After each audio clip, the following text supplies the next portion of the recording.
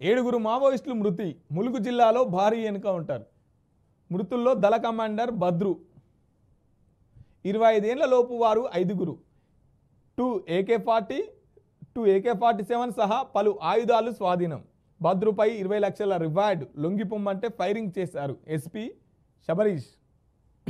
25 ఏళ్ల లోపే 5 ఉన్నారట. చూడండి, ఈ దేశానికి ఉపయోగపడాల్సిన యువత, ఈ దేశాన్ని తన భుజాల మీద నడవాల్సిన యువత ఈ చూడండి 25 ఏళ్ల లోపే అంత నిర్దాక్షిణ్యంగా సగంలోనే ప్రాణాలు విడిచిపోతున్నారంటే ఒకసారి ఆలోచించండి మీరు కూడా.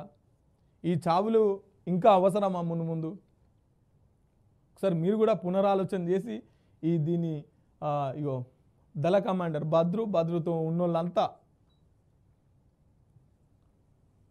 ములుగు జిల్లా ఏటూరు నాగారం మండలం చెల్పాక వద్ద ఆదివారం భారీ ఎన్కౌంటర్ జరిగింది. ఇందులో 7 మావోయిస్టులు మృతి చెందారు.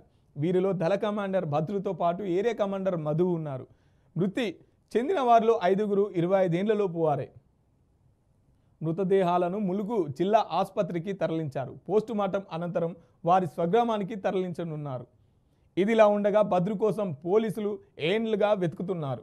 అతనిపై 20 లక్షల రివార్డు సైతం ఉన్నది.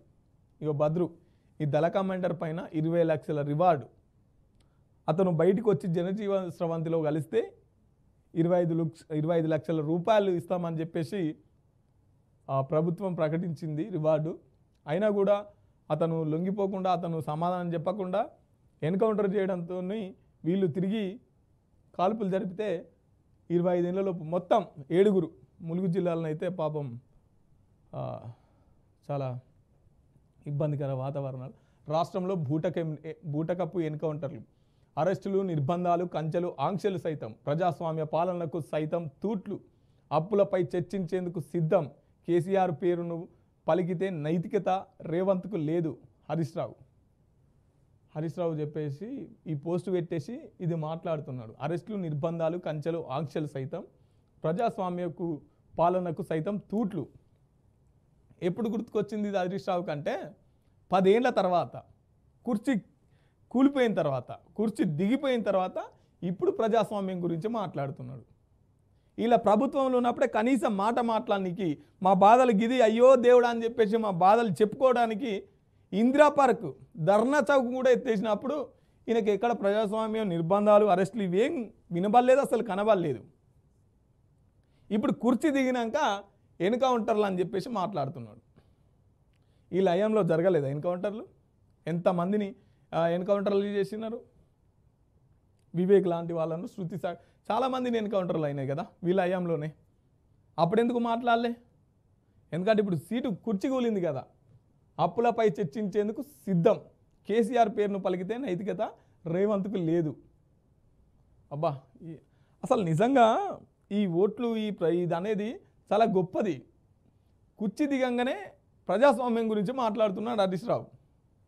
అక్కడ మల్లన్న సాగర్లో కావచ్చు, నేరెళ్లలో కావచ్చు, ఊచకోత పోలీసులను పెట్టి ఊచకోత కోపించి స్థలం తీసుకున్నటువంటి నేరెళ్లలో అయితే ఇప్పటికీ నడవలేనటువంటి పరిస్థితి. దళితుల మీద జరిగిన దాడి, పోలీసు బలగాలు మోహరించి ఊర్ల మొత్తం ఊరి మీద పడి, ఒక అడవి మీద పడ్డట్టు పడి దళితులను ఊచకోత పోపించిన వీళ్ళు ఇవాళ అరెస్టులు, నిర్బంధాలు, కంచెలు, ఆంక్షలు అని చెప్పేసి మాట్లాడుతున్నారు.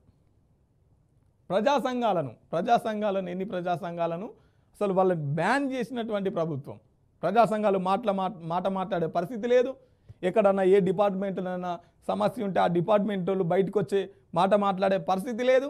అటువంటి నిర్బంధ పాలన 10 ఏళ్ళు కొనసాగించి ఏమో అంటారు కదా, 1000 ఎలుకలను తిన్న పిల్లి ఏమో యాత్రకు బయలుదేరింది అన్నట్టు ఇవాళ అరెస్టుల గురించి, నిర్బంధాల గురించి, ప్రజాస్వామ్యాల గురించి మాట్లాడుతున్నాడు.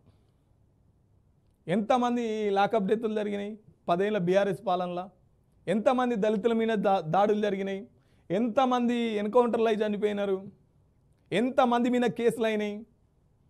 ఓ మాట మాట్లాడితే కేసు, ఓ పాట పాడితే కేసు, గవర్నమెంట్కు వ్యతిరేకంగా ఒక పోస్టు పెట్టినా కూడా కేసే కదా. అప్పుడు కనవాళ్ళే ప్రజలు ప్రజాస్వామ్యం గురించి?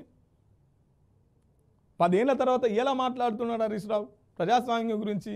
ఫస్ట్ ఆఫ్ ఆల్ ప్రజాస్వామ్యం గురించి మాట్లాడే నైతికత హరీష్ రావుకుందా? రేవంత్ రెడ్డి ముచ్చట అటెంక సిరి ముచ్చట హరీష్ రావుకుందా? ఇవాళ ప్రజాస్వామ్యం, అరెస్టులు, నిర్బంధాలు, విద్యార్థి సంఘాలను నడవనీయలేదు, ఉద్యమ సంఘాలను నడవనీయలేదు, ఇక్కడ కార్మిక సంఘాలను నడవనీయలేదు, ధర్నా చౌక్ మీద కేసు వేస్తే కూడా దాన్ని నడవనీయలేదు. 10 ఏళ్ళ మీరు చేసిన అది ఇవాళ మీరు మాట్లాడుతున్నారు. ఇక ఇప్పుడు దీన్ని ఎట్లా మాట్లాడాలో అర్థం కాని పరిస్థితి.